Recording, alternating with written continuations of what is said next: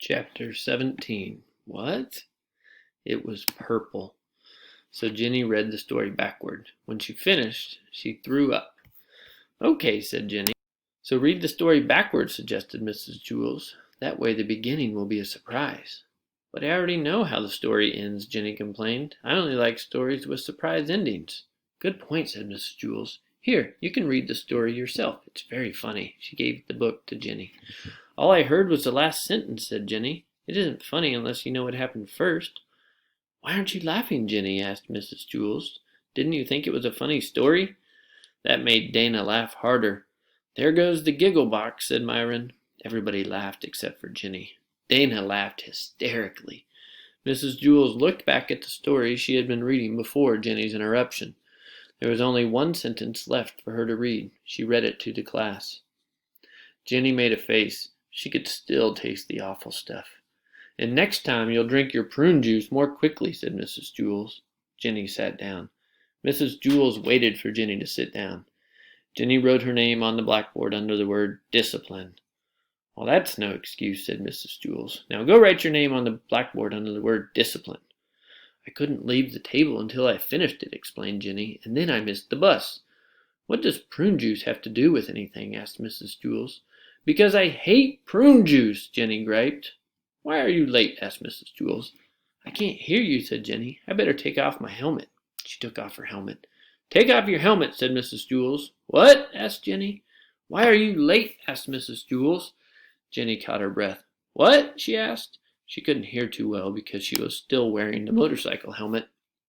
Mrs. Jewls looked up from the story she had been reading to the class. You're late, she said. She hopped off the bike in front of Wayside School and charged up the stairs. Her stomach was still going up and down as she opened the door to Mrs. Jewls' room.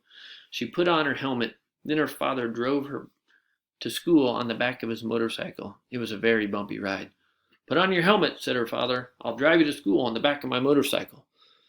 I missed the bus, Jenny grumbled. What are you doing home? Asked her mother. She finally got it all down and then hurried as fast as she could to the bus stop. When she got there, the bus was just pulling away.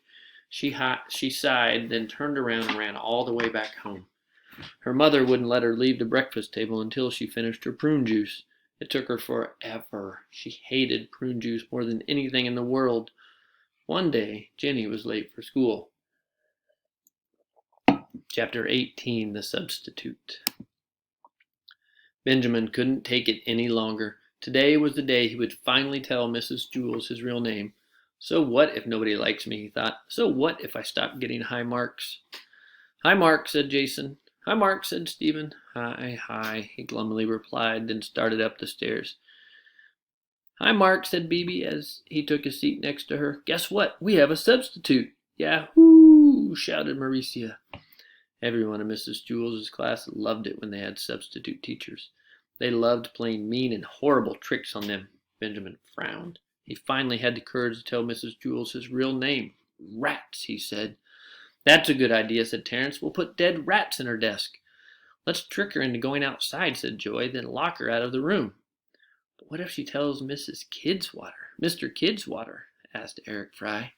So what? Said Joy. She'll have to go all the way down to the office and all the way back up. By then, we'll unlock the door. Mr. Kidswater will think she's bonkers. Benjamin looked at the substitute teacher sitting at Mrs. Jewls' desk. She looked like a nice lady. She wore tiny spectacles and had long gray hair tied in a ponytail. He felt sorry for her, and he felt sorry for himself. I was going to tell Mrs. Jewls my name, he thought. I really was. The substitute stood up and walked to the center of the room. Good morning, she said. My name is Mrs. Franklin. Nobody said good morning back to her. Calvin handed Benjamin a note. At 10 o'clock, drop your book on the floor. Pass it on. Benjamin read it, then passed it on to Todd. Okay, who can tell me what page we're on? Asked Mrs. Franklin. Page 17, called Myron. 112, said Maricia. 98, said Eric Evans. 3,000, said Joe. Mrs. Franklin smiled. I guess we'll have to study all those pages, she said. Benjamin raised his hand. Yes, the handsome young man in the red shirt, said the substitute. He told her the correct page. We're on page 102, he said. Thank you, said the substitute. And what is your name, please? Benjamin thought for a moment. He looked around the room, then boldly told the truth. "My name is Benjamin," he stated proudly. Several kids snickered. "Thank you, Benjamin," said the substitute. There were more snickers. "You're welcome," said Benjamin. He felt good, even if the other kids were laughing at him. Mrs. Franklin asked a question from page 102. Jason answered it correctly. "Very good," said the substitute. "And what is your name, please?" Jason looked around. "Benjamin," he asserted. Half the class giggled. "Thank you, Benjamin," said Mrs. Franklin. The other half giggled. Dana answered the next question. "And what's your name?" Mrs. Franklin asked Dana. "Benjamin," Dana blurted, then fell giggling to the floor. "Thank you, Benjamin," said the substitute. Everyone was hysterical. "My, it's certainly a pleasure to teach such happy students," said the substitute. "Who knows the answer to question 4?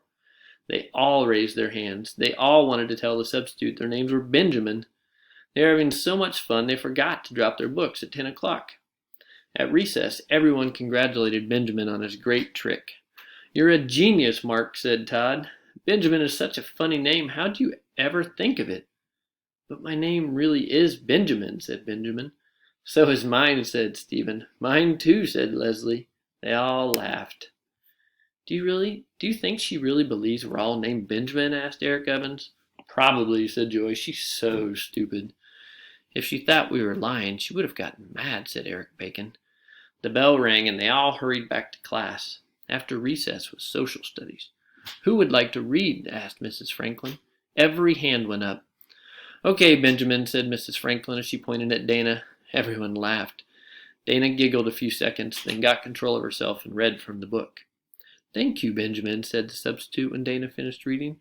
"Okay, Benjamin, you may read next," she said, pointing at Terrence. Everyone laughed.